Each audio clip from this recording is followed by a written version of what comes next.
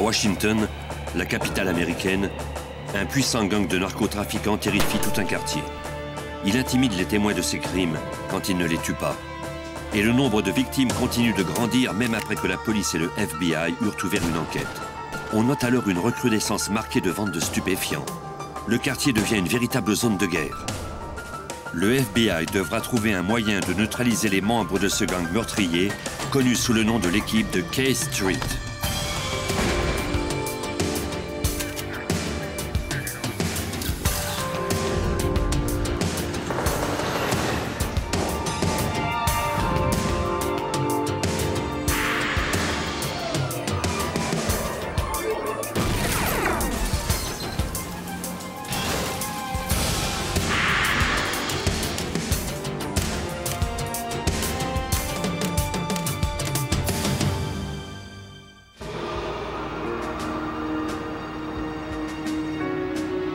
Dans cet épisode, certains noms ont été changés. Washington, aux États-Unis. Cette ville de monuments et de musées est aussi le siège de la justice américaine. On y trouve la Cour suprême, le département de la justice et le siège du FBI. Mais même la capitale américaine n'est pas à l'abri de la criminalité.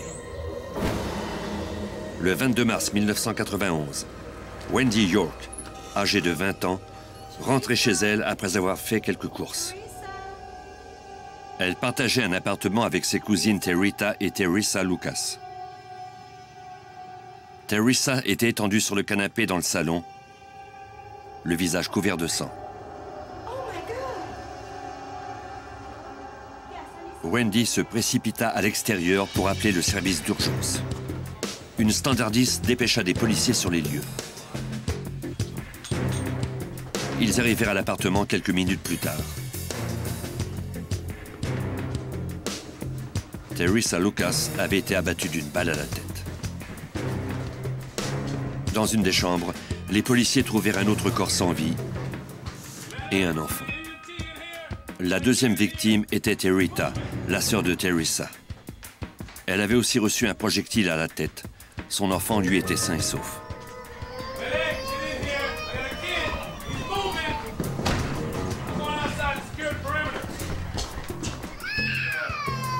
Les agents trouvèrent alors un autre enfant, terrifié. C'était l'enfant de Teresa. Les deux enfants semblaient être restés seuls avec les cadavres pendant plusieurs heures.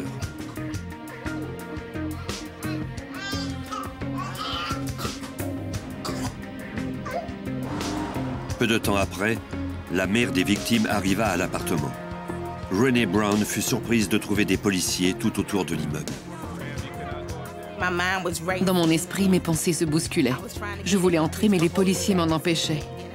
Quand ils m'ont dit que je ne pouvais pas entrer, je leur ai répondu que c'était chez moi et que je devais entrer. Ça a été le jour le plus pénible de toute mon existence. Je ne pourrai jamais l'oublier. Mes deux filles étaient des mères dévouées et elles adoraient leur enfant. Elles ne méritaient pas de mourir ainsi. Les experts ratissèrent l'appartement. Ils ne trouvèrent aucune trace d'entrée par effraction. Rien dans l'appartement ne semblait avoir été déplacé ni volé. Rien non plus ne semblait suggérer un mobile pour ces assassinats. Les enquêteurs soupçonnèrent que les victimes connaissaient leur meurtrier.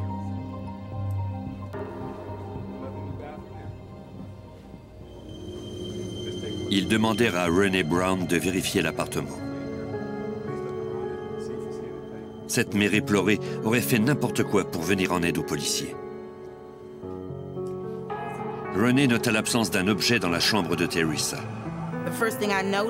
La première chose que j'ai remarquée, c'était que la photo accrochée au mur la veille au soir n'était plus là.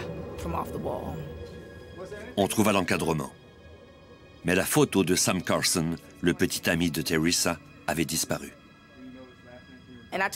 J'ai alors dit à l'inspecteur que je me demandais bien où se trouvait cette photo. Nous avons regardé dans les poubelles, mais ne l'avons pas trouvée. J'ai dit que selon moi, celui qui avait cette photo était le meurtrier. Les policiers contactèrent Sam Carson pour lui poser quelques questions. Ce celui-ci déclara qu'il n'était pas venu à l'appartement le soir du meurtre des deux sœurs. Même si Carlson était un suspect possible, rien ne venait appuyer la thèse de sa culpabilité.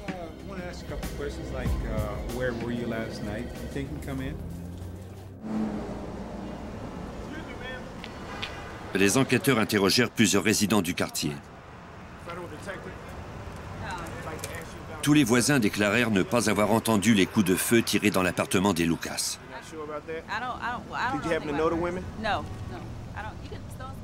Deux jeunes femmes avaient péri et pourtant personne ne voulait parler aux policiers. Ce double homicide retint l'attention des autorités policières de toute la région, notamment du FBI. L'agent spécial Vince Lacey fut ébranlé par la violence de ce crime. L'agent Lacey travaille régulièrement comme agent d'infiltration et il doit protéger son identité. C'était effroyable. La police n'avait pas de piste. Les agents s'étaient acharnés à trouver quelque chose, mais il n'y avait aucun témoin. Sans témoin, la police était incapable d'identifier un suspect. Sans mobile du crime, il était impossible de mettre la main sur le meurtrier des deux sœurs Lucas. Et sans indice, ce double homicide risquait de ne devenir qu'une statistique, un autre meurtre irrésolu dans une ville déjà lourdement frappée par la violence. L'épicentre de cette violence était les jardins de Greenleaf, un projet d'habitation sur K Street. La vente de stupéfiants avait semé la terreur dans ce quartier défavorisé, comme s'en souvient l'enquêteur Steve Kirshner. Le crack a fait des ravages en 1985 et en 86. Et avec lui, la violence s'est accrue. Le nombre d'homicides a atteint des sommets inégalés. Je crois que ces meurtres étaient motivés par la jalousie entre les trafiquants. Il y a eu des enlèvements et des agressions. Tout ça a entraîné beaucoup de violence. Les consommateurs, dont la plupart provenaient des banlieues, firent la fortune des revendeurs de K Street. Comme le quartier offrait peu d'opportunités de travail, les profits tirés des ventes de stupéfiants étaient alléchants pour les revendeurs et en favorisaient le recrutement. Ça a été pour eux un vrai pactole. Il était plutôt difficile de convaincre un jeune de 15 ou 16 ans d'aller à l'école et de rester dans la bonne voie, alors qu'il pouvait facilement revendre du crack et empocher 1000 $ par jour. Ainsi, ce jeune pouvait s'offrir tout ce à quoi il n'avait jamais eu accès à cause de la pauvreté de sa condition. Mais avec comme enjeu des millions de dollars de profit, la compétition devint vite féroce.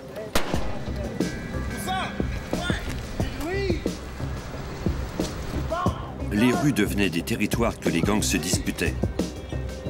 Tout le quartier était un véritable baril de poudre, prêt à exploser, comme nous le raconte l'inspecteur Tony Brigadini de la police métropolitaine. Le secteur était dangereux. Les statistiques que nous avons compilées après plusieurs années d'enquête nous montraient que c'était devenu un des quartiers les plus violents de la capitale.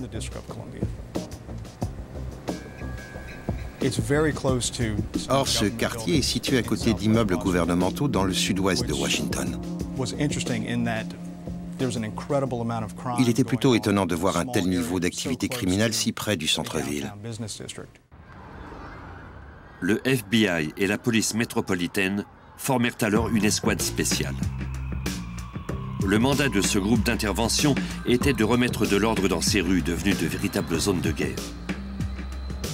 Les agents quadrillèrent le quartier pour recueillir toute information sur les gangs de rue.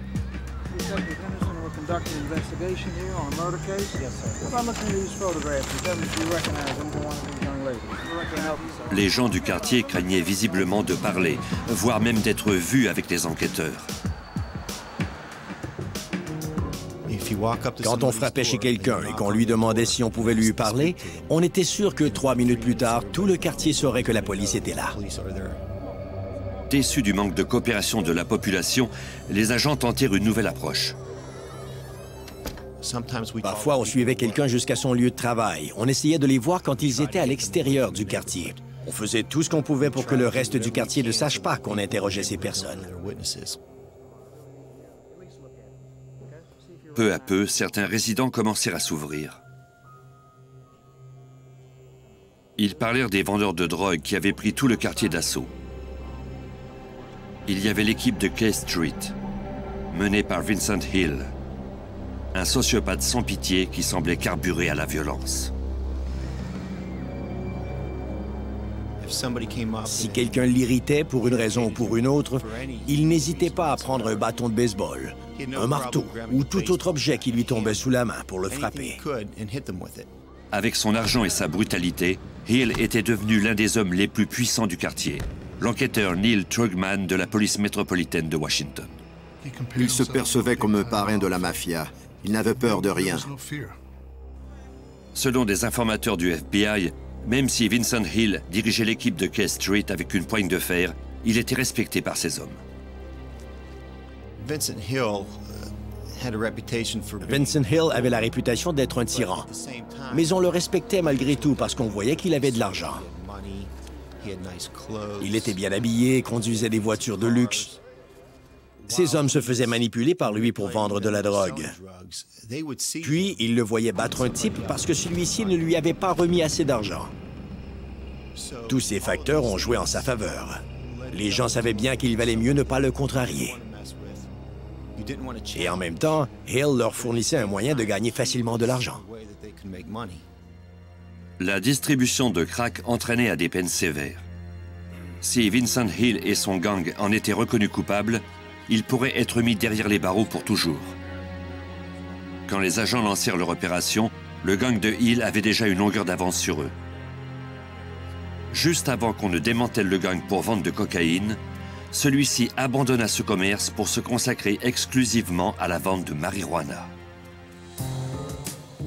Ils avaient compris qu'en vendant du crack, ils écoperaient de peines sévères alors que la vente de marijuana est considérée comme un délit mineur et qu'elle n'entraînerait même pas de peine de prison. La demande de stupéfiants était effarante. Des acheteurs venaient des banlieues pour s'en procurer. Le gang réussit à maintenir sa marge de profit tout en diminuant ses risques d'emprisonnement. Les ventes ont augmenté en flèche. Tous ces types se remplissaient les poches. Ils pouvaient gagner 3, 4 ou 5 000 $ par jour chacun en ne vendant que de la marijuana. Les plans de l'escouade spéciale étant réduits à néant, les policiers durent se ressaisir. Pendant ce temps, les revendeurs, eux, devinrent de plus en plus audacieux. Il m'arrivait de circuler dans le quartier à bord d'une voiture banalisée et de voir ces types m'offrir des sacs de marijuana à 20 $. Et quand finalement ils se doutaient que vous étiez un flic, ils prenaient la fuite.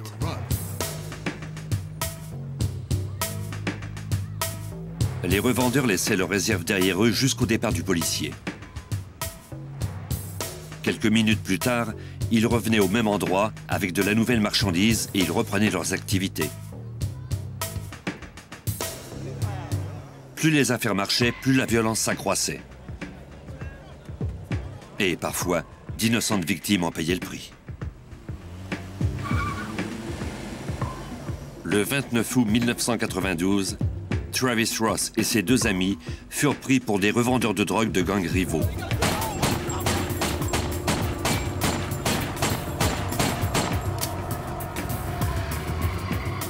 Ross fut tué instantanément.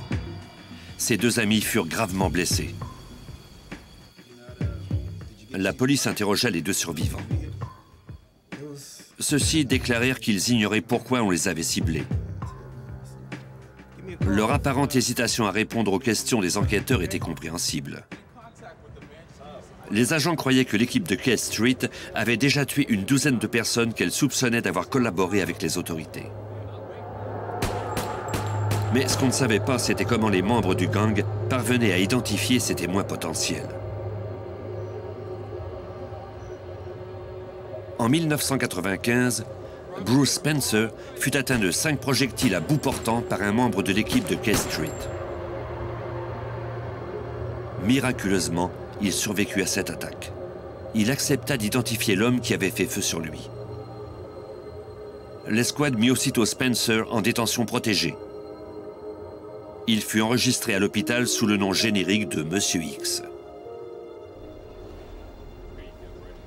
Pendant que Spencer se remettait de ses blessures, l'agent Lissy et ses collègues quadrillèrent les jardins Greenleaf à la recherche de l'homme qui avait tenté de le tuer.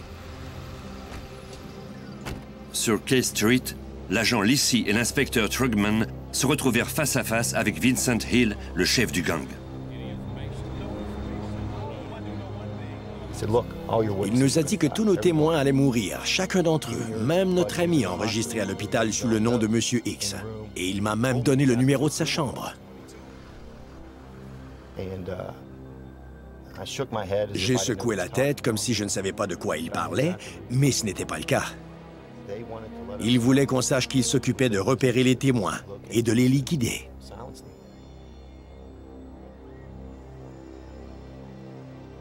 Les enquêteurs n'en étaient que plus résolus à protéger ce témoin.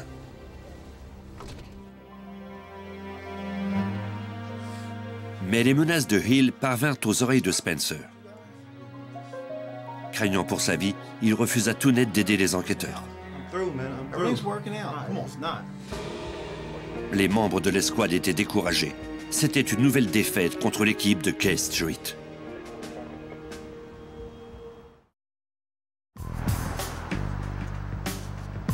Dans les années 90, le quartier des Jardins Greenleaf, situé dans la partie sud-ouest de Washington, était assiégé. Un gang connu sous le nom de l'équipe de K Street y avait établi sa base d'opération et en avait fait une véritable zone de guerre. La police métropolitaine travaillait étroitement avec le FBI pour démontrer que le gang était l'auteur de plusieurs meurtres. Les enquêteurs savaient qu'il leur faudrait plus que des condamnations individuelles pour juguler cette vague de violence. On devait mettre au point une stratégie qui permettrait d'arrêter tous les membres du gang. L'escouade décida alors d'utiliser RICO, une loi fédérale contre le crime organisé, qui permettrait de poursuivre l'équipe de K Street en bloc, comme une organisation criminelle qui fait le commerce de la drogue et qui commet des meurtres pour protéger ses intérêts. Les agents mirent également sur pied un réseau de surveillance pour recueillir des informations sur le gang et ses ventes croissantes de stupéfiants. L'agent spécial Vince Lisi. On voulait montrer que ces gens-là étaient des conspirateurs, par leur façon d'agir, par leur façon de vendre de la drogue, à tour de rôle, par leur source d'approvisionnement. On s'est dit que si les agents infiltraient le groupe, on y parviendrait peut-être. Les agents du FBI établirent la surveillance à partir d'un appartement vacant de K Street. Le propriétaire leur offrit l'accès au lieu gratuitement. Comme la plupart des résidents des Jardins Greenleaf, il en avait assez de toute cette drogue et de cette violence. On s'est procuré de l'équipement vidéo et des appareils photo et on s'est installé là-haut pour surveiller l'équipe de K Street et voir comment ils fonctionnaient. On a vu Vincent Hill à plusieurs reprises et on a su comment il s'y prenait. Les enquêteurs maintinrent la surveillance pendant plusieurs semaines. Après avoir soigneusement noté les activités du gang, ils mirent un plan au point. Comme la plupart des acheteurs de drogue de K Street effectuaient les transactions à partir de leur auto, ils devraient utiliser une voiture banalisée.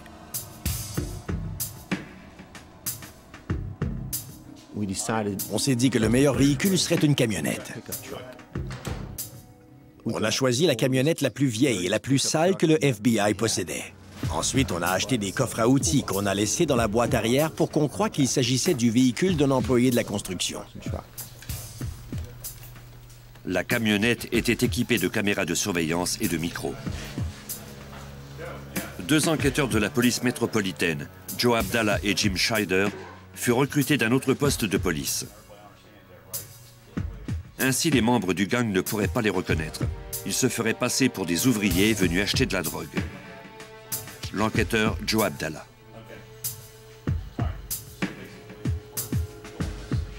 Jimmy et moi nous étions entendus au préalable. Si jamais ma sécurité était menacée, je courrais vers la camionnette. Selon le cas, Jimmy mettrait le pied sur l'accélérateur pendant que je sauterais sur le plateau où il sortirait son arme à feu.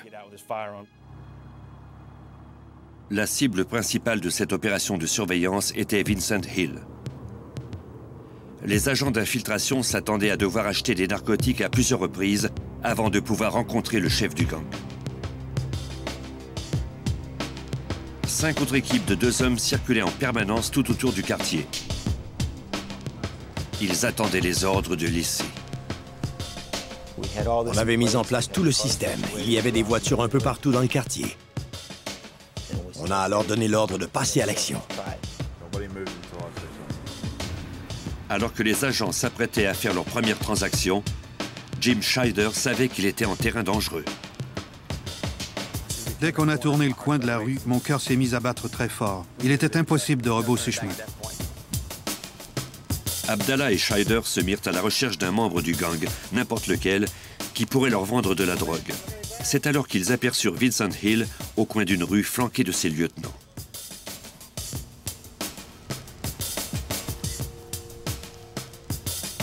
L'équipe de K Street était en force.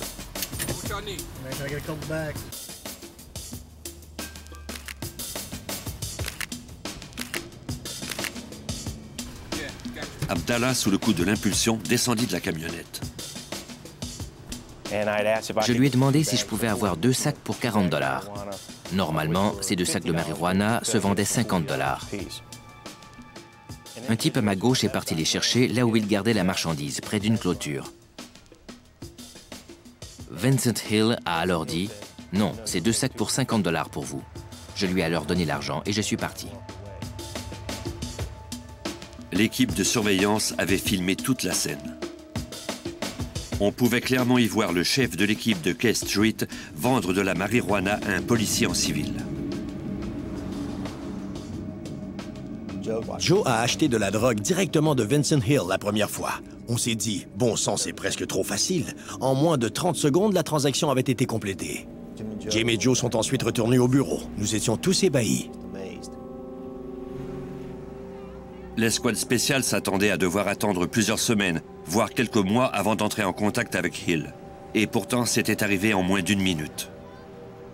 Le FBI prit avantage de cette situation. Au cours des 6 mois suivants, les agents d'infiltration continuèrent d'acheter de la marijuana directement de Hill en augmentant graduellement la quantité. Chaque fois, la scène était soigneusement photographiée. Par le biais de ces achats, les enquêteurs découvrirent que Hill contrôlait tout ce qui se passait dans le quartier.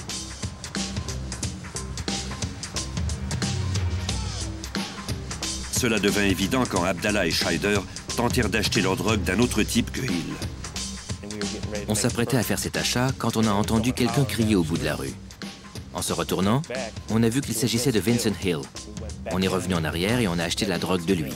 C'est vous dire à quel point il était puissant dans ce quartier. Pendant plusieurs mois, les achats se firent régulièrement.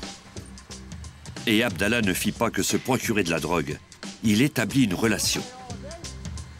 Peu à peu, il gagna la confiance de Hill et tenta de lui soutirer des informations. J'essayais de parler avec lui le plus souvent possible. Parfois, j'engageais la conversation et il me disait « Écoute, si jamais la police arrive, je sais où me cacher, mais pas toi. Alors, dis-moi de quoi tu as besoin et finissons-en. » Parfois, je lui proposais d'acheter plus que des sacs à 20 $ pièce, ce qu'on pourrait appeler des ventes en gros, des quantités d'au moins 100 grammes. Abdallah commença à acheter des stupéfiants en vrac, passant bientôt de grammes à des demi-kilos. Il fit entendre à Hill qu'il revendait cette drogue au chantier de construction où il travaillait. Il est arrivé qu'il me laisse la drogue en m'offrant de la payer plus tard. Nous avions une relation de confiance. Il m'a même donné de bons conseils sur la façon d'acheter au poids. Il me fournissait des sacs à 20 $ en m'expliquant comment séparer la drogue pour la revendre en plus petite quantité à mes amis. Il n'a pas été avare de conseils. Pendant 6 mois, les opérations allèrent bon train. Puis, une transaction mit l'équipe en alerte. Un jour, après avoir fait un achat, Jimmy était au volant et j'étais assis à la place du passager quand Jimmy m'a fait remarquer que Hill me faisait signe de baisser ma vitre d'auto, ce que j'ai fait. Il m'a alors dit que des types avaient laissé entendre que mon ami était agent de police. Ensuite, il a dit « Je sais que je peux vous faire confiance », mais il a ajouté « Ces types vont vous tuer ».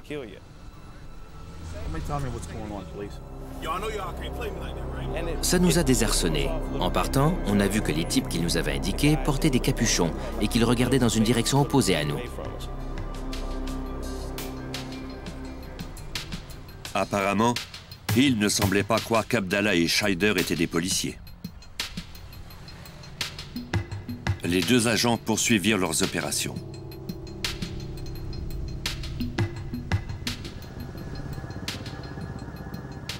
Une semaine plus tard, ils se rangèrent sur K Street. Vincent Hill était là. Hill s'est montré distant. Il ne voulait pas s'occuper de moi. Il m'a dit qu'il ne savait pas de quoi je parlais. C'était très perturbant parce que d'habitude, il me demandait de quoi j'avais besoin et après m'avoir servi, il me disait de filer. Mais ce jour-là, il a dit qu'il n'avait rien, qu'il ignorait ce que je lui voulais et que je devais aller voir ailleurs. Hill les envoya voir un autre vendeur au bout de la rue.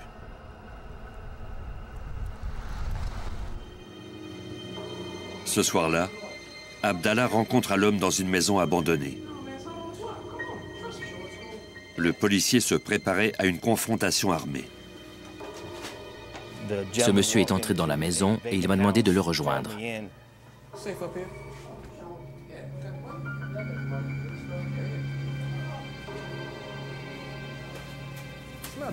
Il a ensuite voulu me donner un sac rempli de gazon. Ce n'était pas de la marijuana. C'est à ce moment-là qu'on a commencé à comprendre que la situation était anormale. Abdallah savait qu'il avait été démasqué. Comme les renforts ne pourraient venir avant 2 bonnes minutes, il se fraya lentement un chemin vers la sortie, tout en conservant son calme.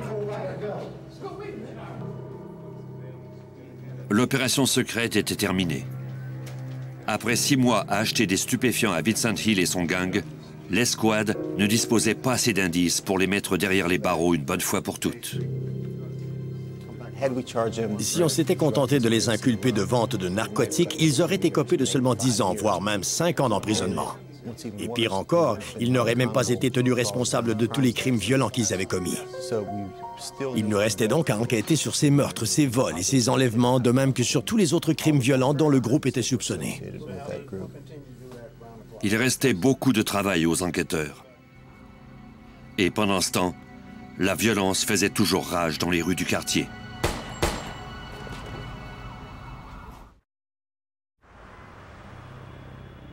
À Washington, une opération secrète menée pendant quelques mois avait commencé à donner des résultats. Les enquêteurs avaient filmé l'équipe de K Street en train de vendre des stupéfiants. Mais maintenant, ils devaient trouver des preuves que le gang s'adonnait à des activités violentes. En 1995, une jeune femme courageuse se décida à venir parler aux agents. Tracy Gladden avait alors 19 ans. Le quartier où elle habitait inquiétait cette mère célibataire. Tracy déclara à la police que Jerome Martin et Antonio Knight étaient les auteurs d'un meurtre commis à partir de leur voiture. Elle avait entendu Martin en parler. Bien qu'elle ignorât le nom de la victime, la description de ce crime correspondait à un meurtre irrésolu commis 6 mois plus tôt. Travis Ross avait été abattu de cette façon près de K Street.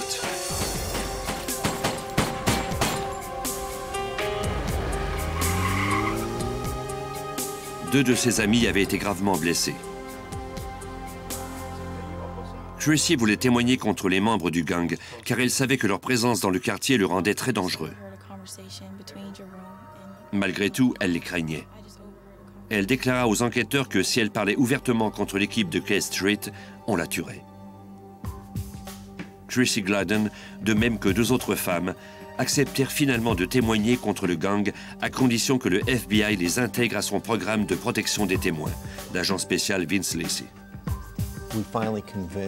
On a fini par convaincre Chrissy et les 2 autres témoins de collaborer avec nous. On leur a promis qu'on assurerait leur sécurité, qu'on ferait tout pour qu'il ne leur arrive rien de mal. On leur a clairement dit de ne pas divulguer où elles vivaient et de n'emmener personne à leur nouvel appartement. La coopération de Tracy porta fruit. Jerome Martin et Antonio Knight, tous 2 membres du gang, furent formellement accusés de meurtre.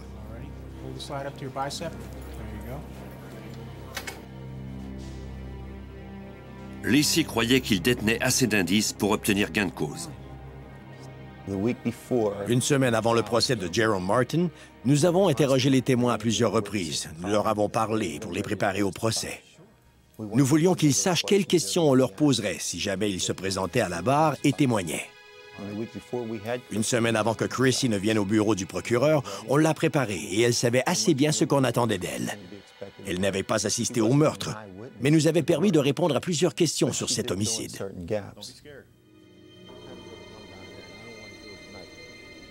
4 jours avant le début du procès, un des témoins contacta Vince Lisi.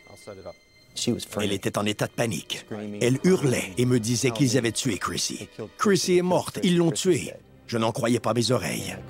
Et quand j'ai compris ce qu'elle tentait de me dire, ça a été comme si j'avais reçu un coup de poing dans l'estomac.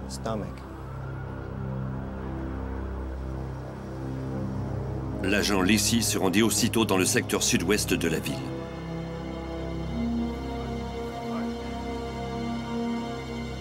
Sur la scène du crime, la police métropolitaine lui fit un compte-rendu des événements.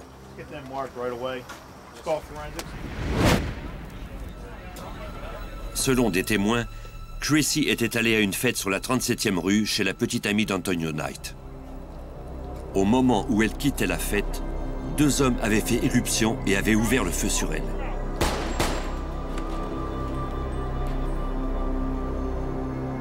À l'arrivée des policiers, Chrissy était morte. Chrissy croyait qu'elle ne courait aucun danger. Elle faisait confiance à ses amis et à tous les gens de ce quartier. Elle pensait pouvoir retourner sans risque dans ce secteur. C'est sans doute le moment de ma carrière où je me suis senti le plus mal. C'est très difficile parfois de continuer à travailler quand il arrive de tels drames. Malgré tout, le procès contre Jerome Martin et Antonio Knight eut lieu. Ce fut un désastre. Cette affaire avait traîné tellement longtemps qu'on s'est dit qu'on ne pouvait plus reculer. On a fait du mieux qu'on pouvait. Certains témoins ont été incapables de venir à la barre. Ils étaient en état de choc. On a plaidé notre cause devant les tribunaux et on a perdu. Jerome Martin et Antonio Knight furent acquittés, faute de preuves. Pour l'équipe de K Street, les témoins gênants comme Chrissy Gladden n'étaient qu'un inconvénient mineur. On était découragés de voir ces types recouvrer la liberté, de voir qu'ils avaient gagné cette bataille. Ils étaient heureux car ils avaient gagné contre nous. Et je me suis dit qu'il ne fallait pas reculer et les laisser avoir le dessus. Moins d'1 mois plus tard, le FBI et la police de Washington eurent un coup de chance inespéré. Robert Butchie Smith, un vétéran au sein de l'équipe de K Street, fut arrêté pour vente de stupéfiants. Dans l'espoir de le faire parler du gang, les agents du FBI lui firent part des accusations de racket qui seraient portées contre lui.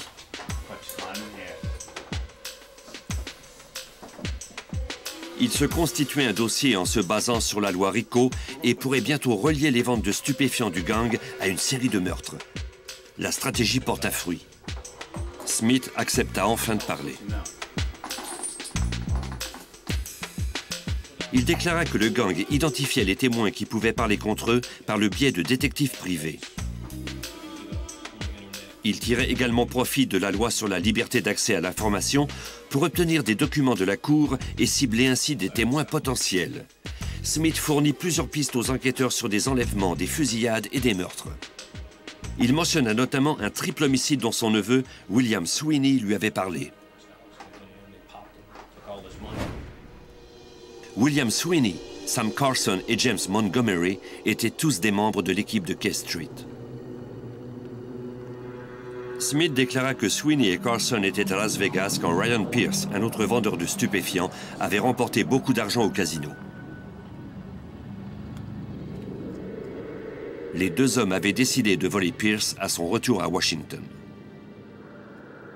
Le 17 novembre 1996, Sweeney, Carson et Montgomery l'avaient attendu devant sa maison.